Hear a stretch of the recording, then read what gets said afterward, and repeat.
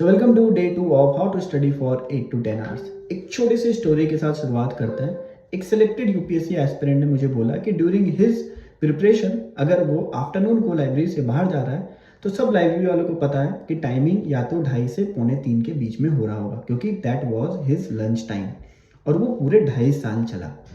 मैं ऐसा क्यों कह रहा हूँ आप बोलिएगा, अगर आप रिलेट कर पा रहे हो तो। आप सुबह सुबह पढ़ने बैठते हो, आपने 1 घंटा 1.5 घंटा 2 घंटा पढ़ा, फिर आपने कहा चलो ब्रेक ले लेते हैं। फिर आपने कहा कि चलो ब्रेक में रील देखना है या बाहर घूम लेते हैं या किसी से बात कर लेते हैं। एक डिसीजन आप लेते हो।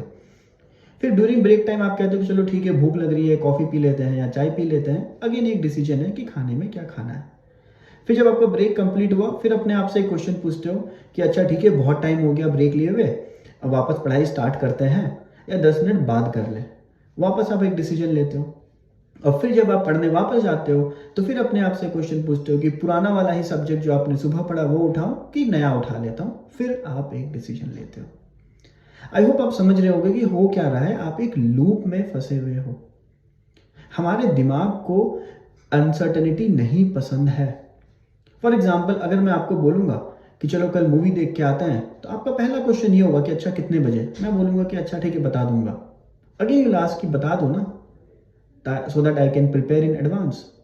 अगर हर दिन आप यही सोचोगे कि अच्छा 9 बज गए पढ़ ले क्या, अच्छा 12 बज गए ब्रेक ले लेता हूँ, 2 बज गए लंच का टाइम हो गया है सो जाता हूँ, और वह बार बार चेंज करते रहोगे, आज संडे है लेट उठूंगा, तो आपका दिमाग बहुत कंफ्यूज हो जाएगा कि ये पढ़ने का टाइम है, सोने का टाइम है, ब्रेक लेने का टाइम है, और वो ऑटोमेटिकली ज़्यादा एंशियस हो जाएगा।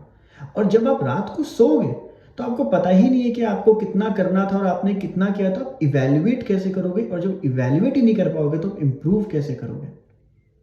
सो अगर आप एक एस्पिरेंट हो, प्लीज मेक श्योर कि आप अपना कल का प्लान एडवांस में लिखें। मैं सिर्फ ये नहीं कह रहा हूं कि अच्छा आपको दिमाग में पता होना चाहिए, एडवांस में आपको लिखा होना चाहिए कि कल आपका किस टाइम पे क्या पढ़ना है।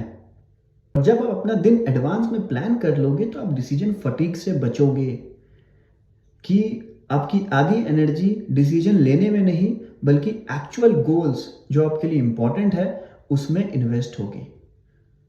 सो please try to make your schedule in advance. Also if you want to study for 8 to 10 hours, free community का लिंक बायो में है, डू ज्वाइन। मिलते हैं नेक्स्ट वीडियो में।